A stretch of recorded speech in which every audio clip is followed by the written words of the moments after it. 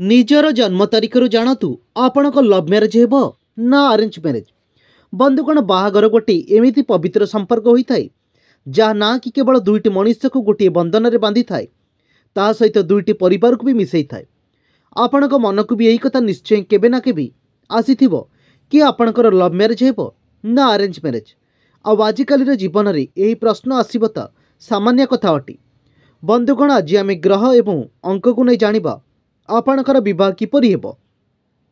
बिना ज्योतिषर साहाय्य आपण यह जानीपर कि आपणकर मैरेज लव हेब ना अरेंज।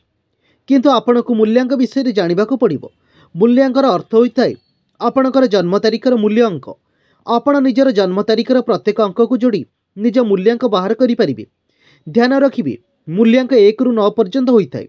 जेमितिकी जदि आपणकर जन्म 25 तारिख को होइछि तो मूल्यांक बाहर करने आमे 2 एवं 5 को मिसाई देबा माने 2 + 5 समान 7 तो तार मूल्यांक हेब 7। ठीक सही प्रकार रे जदि आपणकर जन्म 29 तारिख को होइछि तो आपणकर मूल्यांकन हेब 2। आपण भाबुथिबे 2 केमिति हेब तो मूल्यांक बाहर करिया पई 29 माने 2 एवं 9 को मिसाई देबे अर्थात 2 + 9 समान 11। किंतु आमे आपणकु प्रथम कहिथिलु मूल्यांक 1 ରୁ 9 पर्यंत ही हेब तो सेतिपई 11 अर्थात 1 आउ 1 मिसई देबे तो मूल्यांक आसीब 2। सेमिति जदि कहार जन्म 25 तारिख को होइथिबो तो ताहार मूल्यांक हेब 7। तो बंधुगण जदि आपण एई ट्रिक टिकु बुझी पारु नांती तो आपणकु एई लेखा माध्यम रे कहूछु केउ तारिख रे जन्म होइतिले केते मूल्यांक हेब। एबे आसंतु जानिबा आपणकर बाहागर लव हेब ना अरेंज।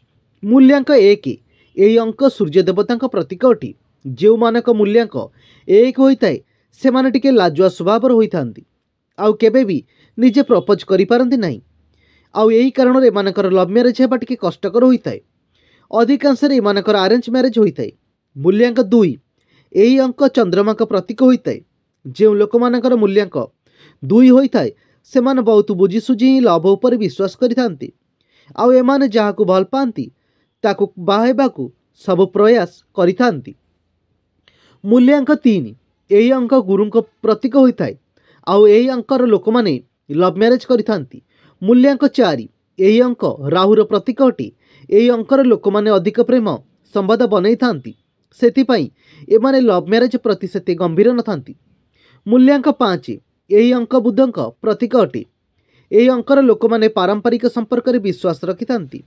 एमाने निज परिवार सहमति रे बाहा होइथांती सेथिपई एमानकर अधिकांश अरेंज मैरेज होता है।